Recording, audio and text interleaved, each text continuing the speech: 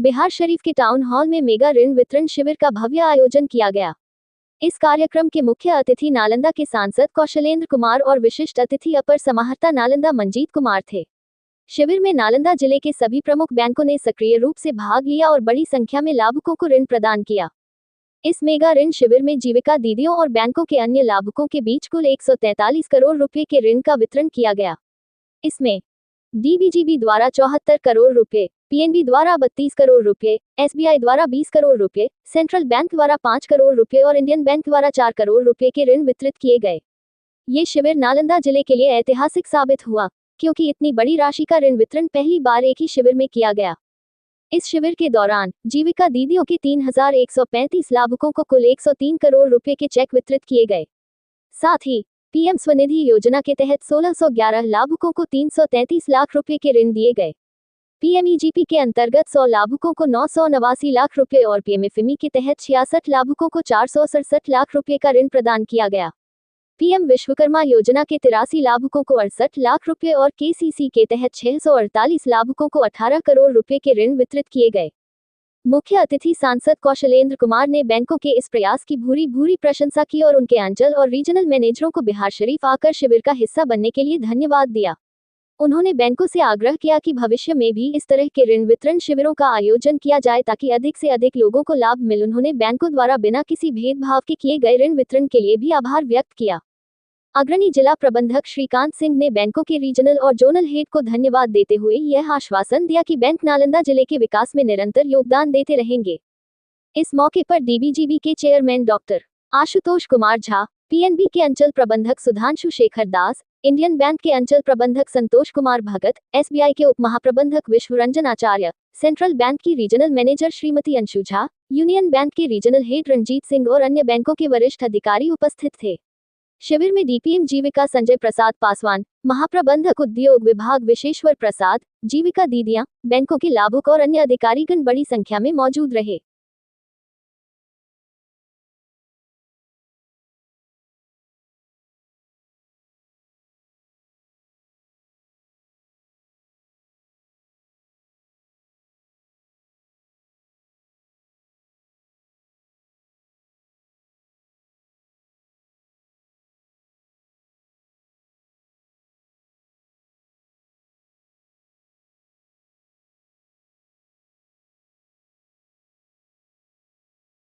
सम्मानित भी किया गया था। आज वो यहाँ नहीं है, लेकिन जो आपके पास जो काम करने का तरीका है, जैसे जीविका दीदी का तो इतना चर्चा है, बिहार से बाहर यही योजना दूसरे नाम से दूसरे राज्यों में चलती है, लेकिन जीविका दीदी का नाम इतना प्रचारित हुआ है और इतना अच्छा काम हो रहा है।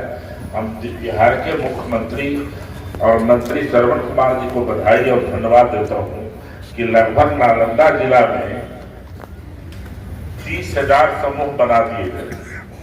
और मैं सभी से अनुरोध करूंगा, खास कर डीपीएम साहब से, कि थोड़ा और मेहनत करके और समूह बनाने की जरूरत है कि जिस परिवार में जो गरीब लोग हैं, लाचार लोग हैं, कुछ करना चाहते हैं, वैसे लोगों को निश्चित रूप से जीविका में जोड़ने का काम करें। जीविका से जब वो जुड़ जाते हैं तो एक स्वतंत्र रूप से समझ लेते हैं कि अब हमारा इधर उधर नहीं कुछ करना है, जीविका में जुड़ के मेहनत करेंगे तो दाल रोटी और बाल बच्चे का परवरिश वो कर ले रहे हैं।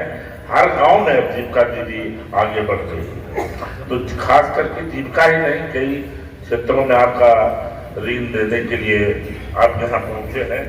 और मैं समझता हूँ कि सरकार के पास कई योजनाएं हैं, जैसे केसीसी किसानों के लिए है, केसीसी फिशरी है, मछली पालन के लिए, मुर्गी पालन के लिए, हर क्षेत्र में। अभी आपके बीच में बता रहे थे कि किसानों के लिए जिनके पास जमीन है, कोई बड़ा प्लॉट है रोड के किनारे, तो उनके लिए भी गोडाउन बना सकते हैं, उस पर भी सब्सिडी है। और कई योजनाएं हैं सब्सिडी के साथ साथ उसका लाभ आप ले सकते हैं, जिस तरीके से विश्वकर्मा योजना का भी लाभ आप ले सकते हैं।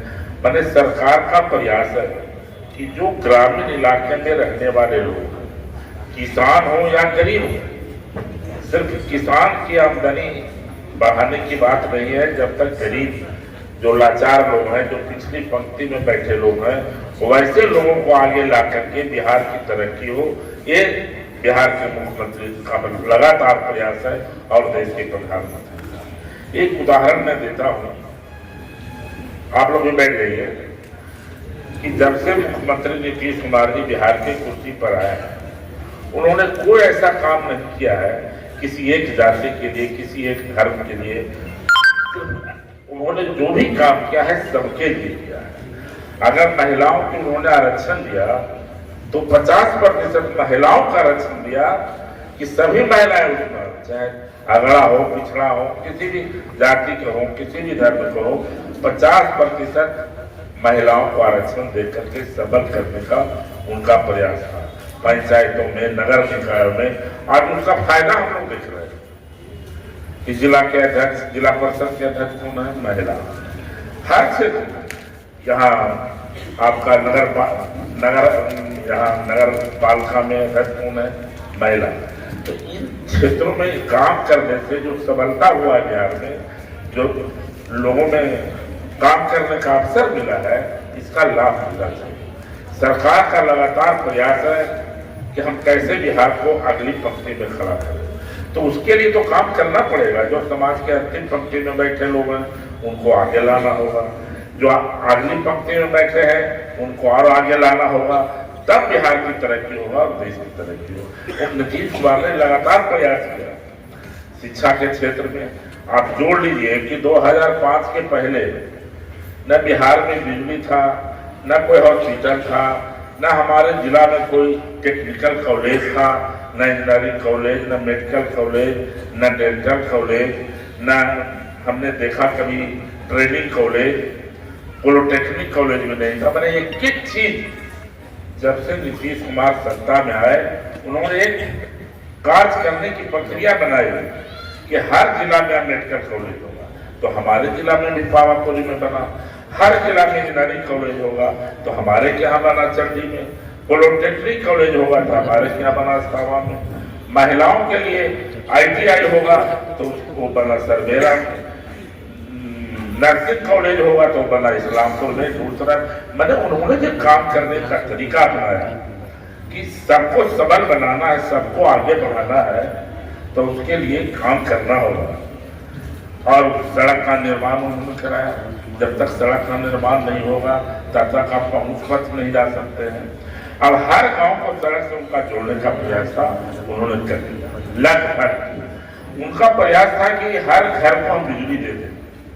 जो समाज के अंतिम पायदान पर रहने वाले लोग हैं, पहले उनके घर में कनेक्शन होगा, तब दूसरे के घर में।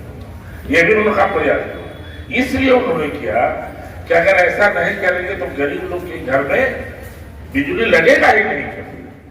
उन्होंने बिना पैसे के उनके घर में बिजली मीटर ठोकवा।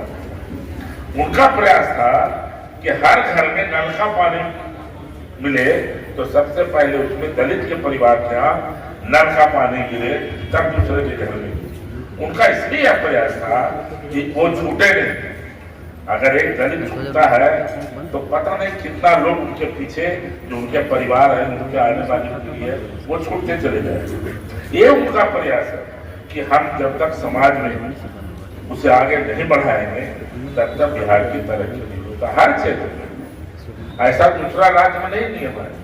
चले जाइए बिहार से बाहर, हम लोग पार्लियामेंट में कई बार उठा रहे थे कि जो BPL परिवार है उसको ही वृद्धा पेंशन का लाभ मिलता है। इस चीज को हटाना चाहिए।